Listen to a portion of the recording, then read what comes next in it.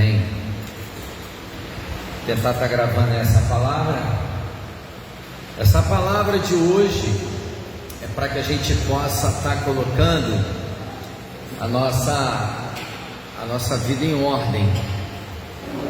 E isso vai ser fundamental para a nossa vida. Provavelmente vai ser o último culto do ano aqui, porque domingo que vem é dia 29, a gente vai estar no sítio, a nossa confraternização, a gente vai fazer o culto lá. E vai ser importante ouvir essa palavra quando chega esse período de final de ano. Uma das coisas que as pessoas mais fazem é promessas, planejamentos, e as pessoas, elas procuram alguma coisa até diferente, até na oração, uma esperança de pensar, ou orar, ou agir de forma de que o ano venha a ser bem sucedido. Eu quero te decepcionar esta noite, que não tem fórmula maior para que as coisas venham dar certo na sua vida, venham dar um levante na tua vida, para a questão conjugal, para a questão familiar, para a questão ministerial, para a questão da sua mente e vida espiritual. Não tem nada que possa substituir, sabe o que é? Organização. Está faltando é você se organizar. Material tem, unção de Deus tem, esperança tem, misericórdia tem, poder tem. Que está faltando as pessoas se organizarem. É tipo assim, você começar a organizar a sua vida, começando pelo teu corpo, pela tua vida, fazer o que é certo, tirar o que é de errado, tirar algo da sua mente, do teu coração, começar a limpar a tua casa, começar a limpar teu quintal, começar a pagar dívida, começar a se organizar. Se organize, porque desordem não faz parte do reino de Deus. Desordem é do diabo. O mundo, o caos, a terra sem forma e vazia. Deus chegou com a sua palavra e organizou. Ordem e decência na casa do Senhor. Criou cada dia sua coisa. No final dos tempos, os selos, cada selo aberto a cada momento, a trombeta tocar em cada momento. Tudo é no seu momento. Tudo é com ordem e decência da parte de Deus. Em cada dia Deus criou uma coisa. Tudo tem que ter ordem. Gente, começa a se organizar, começa a tirar a sujeira, a bagunça que está lá na tua casa, começa a purificar, sabe? Você vai ver que vai dar certo, vai mudar. Se for ficar olhando lá debaixo da sua cama, da geladeira, e tirou uma geladeira do lugar hoje, a geladeira grandona que a gente está tentando consertar, o que tinha de sujeira debaixo daquela geladeira. Tinha coisas minhas, tinha coisas bobear de Gustavo, tinha coisas de David, tinha coisa de Luciana, tava nossas bagunças, tralhas, tudo ali debaixo daquela geladeira. Começa a limpar, começa a dar ordem às coisas, começa a botar as coisas no seu devido lugar. Vocês vão ver o que vai acontecer. Se liga nisso, segura aí. Mateus 21, Jesus purifica o templo. Tendo Jesus entrado no templo, expulsou todos que ali vendiam, a partir do versículo 12 de Mateus 21. Também derrubou as mesas dos cambistas e cadeiras dos que vendiam pombas, e disse-lhes: está escrito, a minha casa será chamada casa de oração, porém, a transformais em covil de salteadores. Amém? Deixa eu explicar um pouquinho a respeito do templo de Deus, construído por Salomão, destruído, Zorobabel começou a reconstruir de novo, e ali tinha os vendilhões do templo, aqueles homens que vendiam pombas, bois, ovelhas, para sacrifício, para transgressão do pecado do povo judeu e daquele que se aproximava para assim ter expiação do seu pecado. Então ali tinha uma estrutura para isso, que era o templo com seus utensílios, o templo para a finalidade de cada coisa até que tinha dentro do templo. Ele tinha uma estrutura, e normalmente as pessoas iam ali em 3 festas. A primeira festa era a festa da Páscoa, que todos iam para Jerusalém, para o templo, porque tudo estava em torno do templo. A segunda festa, de que eles iam porque eram conhecidos como festa das peregrinações, que todos iam para lá, era a festa das semanas, conhecido como a festa de Pentecostes, também todos iam para lá. Depois tinha a terceira festa que eles costumavam ir, que é a festa de tabernáculo, de Sucote, e eles iam até o templo, aonde que eles assim faziam, de acordo com cada festa, daquilo que era pedido. Onde está escrito isso? Êxodo 23, Levítico 23, Número 28, capítulo 29, Deuteronômio 16, está tudo escrito lá. E Jesus, ele foi para cumprir o quê? A lei, porque a lei indicava, falava para que todos pudessem fazer a sua peregrinação, principalmente nessa data das festas, e todos estavam ali naquele lugar. Estavam alguns vendendo bois, pombos e ovelhas, e Jesus se dirigiu principalmente àqueles que estavam vendendo pombos. Por quê? Porque quem, por exemplo, para a transgressão do seu pecado, aquele que tinha menos dinheiro, ele comprava pomba para que pudesse expiar o seu pecado em sacrifício ali no templo. Então ele chamou a atenção daqueles que estavam vendendo pomba, porque estavam extorquindo os pobres, aqueles que não tinham condições. E Jesus ali, e viu que estava ali no meio cambistas, homem sentado em mesa, tinha mesa e tinha cadeira. Se você olhar o texto, diz isso ali, tinha mesas e cadeira no templo. Nem sacerdote tinha mesa e cadeira, nem todos aqueles que trabalhavam tinham isso lá. O que aconteceu? Jesus teve uma atitude extrema para a purificação do templo, começou a levantar as mesas, jogar tudo para o alto, porque até os cambistas, aqueles homens que recebiam todos, que vinham de tudo quanto é lugar, vinham moedas gregas, moedas romanas, e quando chegava ali, trocava pela moeda hebraica, para que pudesse estar comprando ali com aqueles que vendiam, para expiar o pecado de cada um deles. E todos estavam muito acomodados, e entre Deus e os homens estava o templo. O templo era para isso, o templo era para esta finalidade, porque a transgressão tornava-se a pessoa impura e longe de Deus. Então precisava do templo para tal finalidade. Então ela precisava ir até o templo, pagar o sacrifício, e assim era declarada pura. Mas o que acontece? Não era qualquer animal, ele tinha que ser puro, fazer aquele sacrifício. Ele poderia realmente comprar ali, mas não era com qualquer moeda, como nós aprendemos. Então eles vinham e trocavam e faziam a sua parte para comprar o animal e pagar o sacerdote, porque os sacerdotes e sumo sacerdote, eles se mantinham com esses valores que eram pagos. Pesquisa, teólogos falando que na média 30 mil pessoas se favorecia pelo trabalho do templo, principalmente os saduceus. Os saduceus era a religião predominante que cuidava do templo e que tinha essa importância para eles. Então esse tipo de lei, como foi aqui declarada, mas era meio enfadada, tipo de você pagar algo a mais, tipo pagar com juro, pagar na mão de cambista.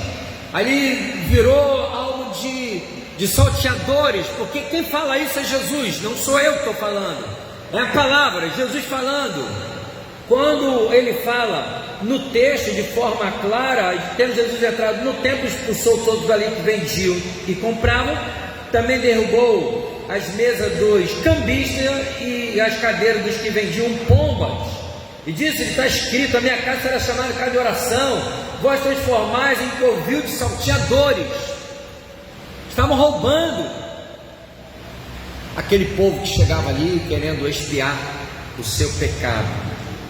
Então, era uma forma de cadeia, era tipo assim, algo que era tipo grilhões, era algo que não te dava total liberdade, porque na verdade isso era a sombra do que viria, porque Jesus, que seria o nosso sacrifício vivo, que daria o teu corpo, o teu sangue, para de forma definitiva a gente ficar livre do pecado, que todas as vezes que a gente se arrepende diante dele.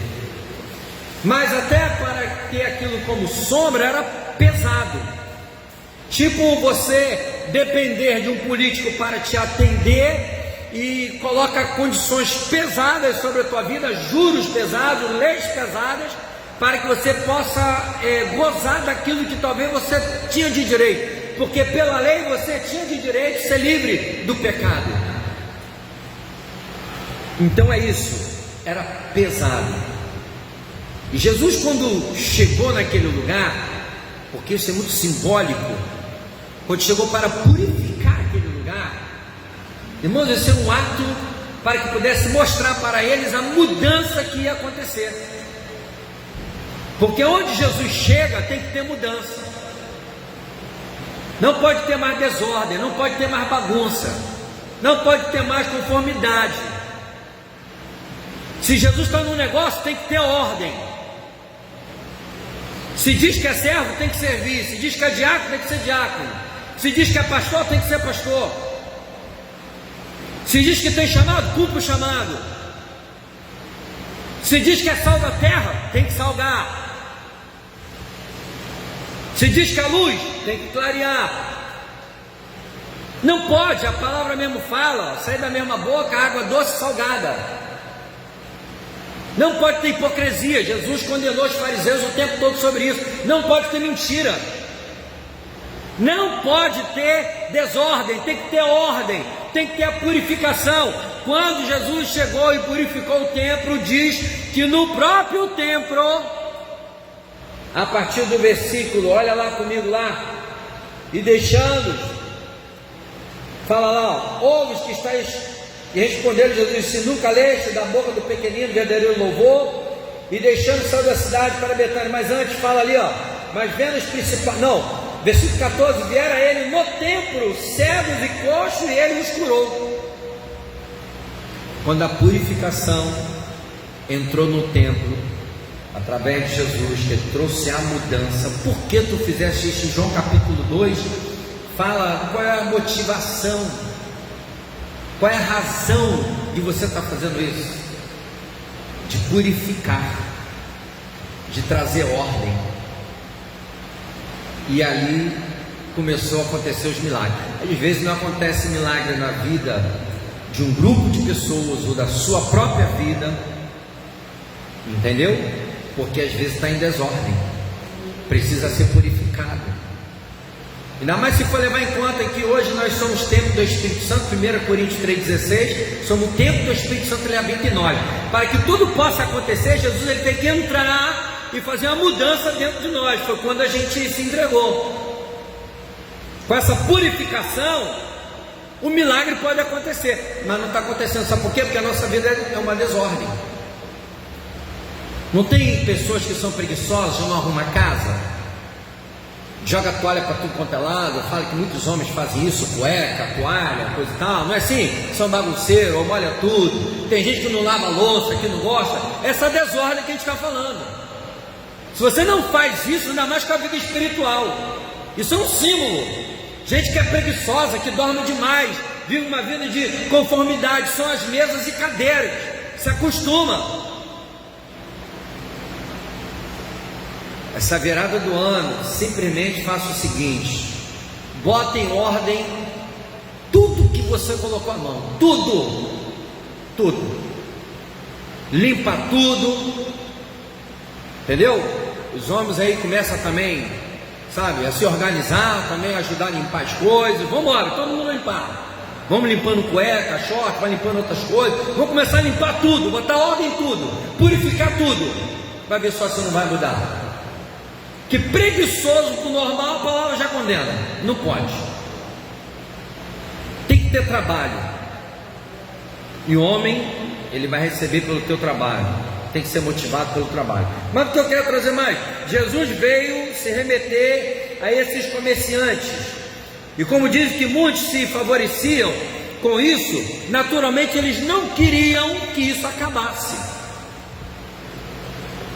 O preguiçoso, o sujo, quem é da desordem, se você exorta, você fala para botar tudo em dia, bota a tua vida em dia, bota a casa em dia, bota o trabalho em dia, se organiza. A pessoa não quer, não gosta de ser chamada a atenção. Com eles não era diferente. Você está atrapalhando Jesus. Quando Jesus tentando botar em ordem todas as coisas, dá a César o que é de César, dá a Deus o que é de Deus, né? Aquele para ser o primeiro vai ter que ser o último. Você não tem que querer ser servido, você tem que servir. Quando começou, todo mundo aí tem que matar Jesus. Ele tem que armar cilada contra ele. Ele tem que pegar alguém para que possa entregar a ele, falar onde que ele está. Naquele devido momento, a gente paga umas 30 moedas aí para alguém. Será que vai ter um Judas, vai ter alguém para fazer isso? Sempre tem. Que as pessoas são contra a ordem, o que é certo, o que traz benefício. A igreja está limpinha, o irmão hoje limpou a igreja. Você gosta de estar num lugar sujo? Um ambiente onde tem a desordem? Está chovendo, chuva na tua cabeça, você gostaria disso? Você gostaria de ir lá agora no banheiro e pegar lá tudo sujo? Ninguém gosta, mas tem gente que se conforma. Já viu banheiro de rodoviária? No aeroporto também, às vezes diz que é tão limpinho, não é tão limpinho assim não. Você tem que chegar lá, você tem que fazer eu pelo menos eu faço uma sabatina quando vou em banheiro de rodoviário e de aeroporto. Tem que pegar os papéis higiênicos, limpa tudo, joga de água lá, joga. Depois que a gente senta no trono, fica mais tranquilo. Olha para ver se não tem uma cobra dentro, não sei, um sapo. Bota tudo em ordem para a gente fazer o que é preciso. Tudo na vida é isso. Do que Jesus estava fazendo ali, era para que tudo pudesse ser colocado em ordem. O templo é casa de oração, era lugar para que o seu pecado pudesse ser expiado. Os utensílios do templo, cada um com uma finalidade. Não é para isso aí, não é para salteadores, não é para cambista, não é para fazer o que quer aqui dentro, do jeito que você quer, não é para isso, não é essa a finalidade. Então, ele bateu de frente com o sistema, como até própria Isaías 56:7, minha casa de oração, e o zelo da sua casa, o Salmo 69, versículo 9, me consumirá, e fala mais que eles não queriam mudança daquele negócio, mas Jesus é aquele que sempre vai se opor a isso, que vai ser aquele que é da mudança. Os seus discípulos conseguiram entender isso, mas aqueles homens não. E o templo foi de grande importância para a vida religiosa de todos que chegavam até lá. Então aquilo precisava estar puro. A tua vida, como hoje é o templo do Espírito Santo, ele precisa ser puro. Porque o negócio aqui não é tratar aqui hoje do templo humano. Isso é covardia, isso aqui é um salão. Isso aqui é um prédio, é um galpão. Que a igreja somos nós, o templo do Espírito Santo somos nós. A limpeza principal, tudo bem, tudo ao nosso redor, que tem que exalar de dentro, mas a limpeza primeiro tem que ser dentro de nós, porque quando Jesus tratou, ele começou dali da purificação, mas o que ele tratava? Quando ele tratava com pecado, não é o que você faz externamente, mas aquilo que está na tua mente, aquilo que está no teu coração, do que você pensa, do que você fala. O que contamina o homem não é o que entra, mas é o que sai da boca. Aí Jesus começa a tratar lá dentro de nós.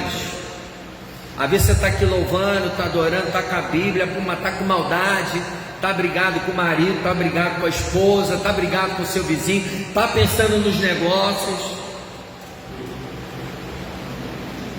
O Senhor te achou. mas só que na verdade eles não tinham autoridade nenhuma. Muitas leis e tradições que eles tinham com relacionamento até com o templo, mas estava totalmente fora da verdadeira finalidade. E quando você pega os utensílios, que candelabro, luz de Cristo, que simboliza o Espírito Santo, a presença, a mesa do pão, da proposição, representa o corpo de Cristo, o altar de sacrifício, uma entrega a Deus, né? O abandono do pecado, a confiança no Senhor, o altar do incenso, que simboliza a oração, o lugar santo dos santos, da presença do Senhor, onde que ninguém tinha acesso, era só o sumo sacerdote uma vez. Então cada coisa tinha a sua representação, não era bagunça o templo. E Jesus, ele se comportou daquele jeito porque viu o que estava acontecendo com a casa de oração que Deus tinha assim estabelecido na sua palavra. Por isso que derrubou mesas e cadeiras. A indignação pela desordem, pelo pecado, pelo que é impuro. Então era uma situação de cambistas e de mesas e cadeiras que naturalmente eles achavam aquilo comum e era constante. Em cada peregrinação de festas que tinham, e eles continuavam, e com certeza era permitida pelo fato de ter mesas e cadeiras, era uma acomodação e todos tinham benefício por aquilo que era errado. Às vezes alguns pastores, ele não tem autoridade talvez sobre a vida das pessoas, de saber de tudo, mas às vezes as concessões de alguns erros, algumas coisas que fogem, não é dentro de um sistema, de uma regra, de uma doutrina, de denominação, mas tem coisas que fogem do padrão, daquilo da ética, do caráter, do bom comportamento, da decência, do testemunho. Hoje está se abrindo mão, pode-se fazer de tudo com a sua vida, aceita qualquer tipo de pessoa, ou de qualquer forma. Hoje nem se fala mais a verdade para as pessoas, com medo de perder as pessoas. Não deixa de ser um salteador, não deixa de ser um cambista que está negociando as verdades de Deus. Tem gente que precisa ouvir umas verdades, e tem que ter aqueles que precisam falar as verdades. Então, o que representa tudo isso? Eu certa feita falei sobre isso, é tal do homem habitual, ele sobrevive em situações tanto do bem, tanto do mal, mas a inclinação é mais para o mal. Não vou mexer com isso não. Até fato de que tem gente que fala que dá dinheiro para a igreja, mas o pastor está roubando, está fazendo coisas indevidas, mas não importa, eu dei minha parte, eu fiz minha parte, porque também porque ele está sendo atendido. Tem a oferta e tem a procura. A decência de pesquisar, de procurar saber, sabe, de ter as claras coisas, de saber o que é certo e o que é errado. As pessoas não têm mais essa preocupação. Não deveria ser assim, não deveria, porque às vezes a pessoa não cresce, ela não progride na família, ela não tem relacionamento com Deus, ela não cresce no seu trabalho, ela não consegue ser bênção em tudo que ela bota a mão, ou que ela bota os pés, porque está uma desordem, há uma conformidade, está acostumado talvez com uma religião, com uma tradição, de repente com um tipo de festa que foi criado por você. Vou vir para a igreja, vou algumas vezes no monte, vou fazer alguns ritos, vou fazer algumas campanhas e está muito bom e vai dar tudo certo. Não é assim. Vai fazer campanha lá, mas em casa você é o diabo, ovelha negra dentro de casa, não adianta de nada. Está precisando de mudança e vai fazer campanha para conseguir alguma coisa. Desordem, não tem ordem. A conformidade traz mediocridade, e essa falta de mudança, essa mediocridade, essa vida superficial, ela é inimiga da tua vida, dá uma falsa segurança. As mesas e cadeiras e os cambistas, achando que talvez em nome da lei, em nome do templo, estava fazendo algo que era certo, mas na verdade tinha os interesses escusos. Por isso que Jesus tomou aquela atitude. Se tivesse tudo certinho, tudo debaixo da lei ali, certinho, tranquilo, mas não estava no procedimento da lei. Então as mesas e cadeiras alteravam o panorama do lugar, né? Destoavam de todas as outras coisas. Se o templo era para uma finalidade, através daquela atitude, imagina, até eu contei certa feita, não sei se foi até, acho que para o Radical, estava numa mensagem. Imagina um fogão num quarto, imagina uma geladeira dentro do banheiro, imagina meia dentro do forno do fogão. Dá para imaginar isso? Então, por que mesas e cadeiras no templo? Não era lugar para isso. Tem quantos que não vai se encaixar, filho? Não vai se encaixar com a tua vida. Se você diz que tem vida espiritual e se quer vida espiritual, que aqui eu não estou, é covardia. É covardia o templo de Salomão que foi construído, falar dos templos de hoje, das igrejas de hoje. Pelo amor de Deus, não cometa essa ignorância. Não, nem se compara. Nem se compara. O templo hoje somos nós, ele habita em nós. Se quer comparar alguma coisa, comparar com o teu corpo, com a tua vida, não com esse espaço físico. Pelo amor de Deus, não faça isso. Isso é covardia.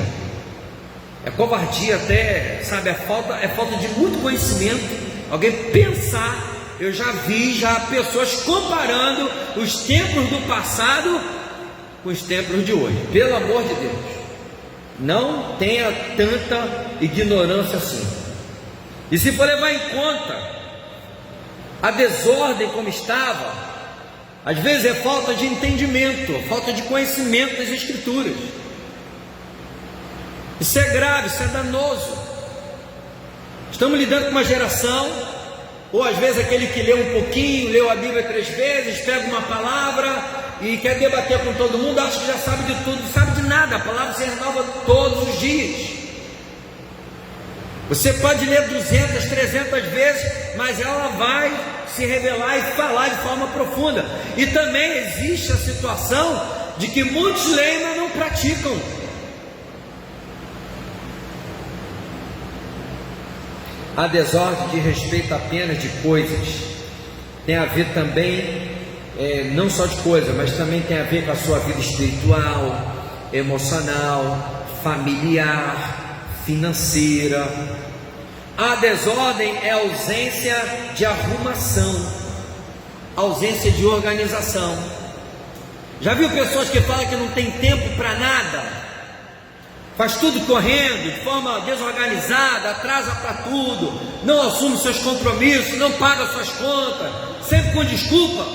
Mas tem gente que ganha salário mínimo e tem mais dinheiro, que muita gente tem muito mais dinheiro por aí. É fiel aos seus propósitos, é fiel às coisas de Deus, porque ela é organizada, só gasta o que pode, só bota a mão onde pode alcançar, acorda cedo. Você quer tempo? Quer botar ordem na tua casa, que é o teu corpo, a tua vida, em todas as áreas? Acorda cedo, filho.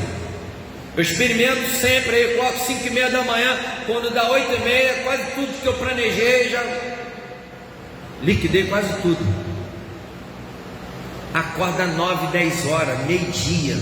Um monte de preguiçosos, um monte de crente vagabundo que tem por aí, que não gosta de trabalhar, ser preguiçoso.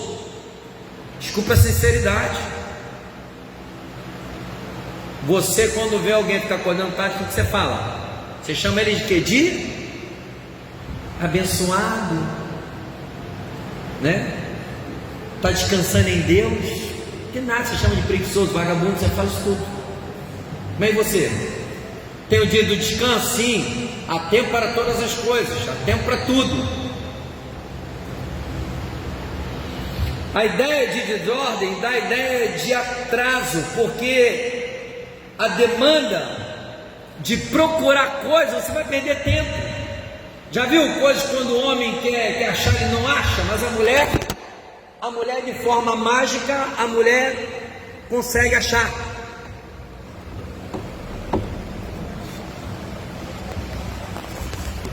A mulher consegue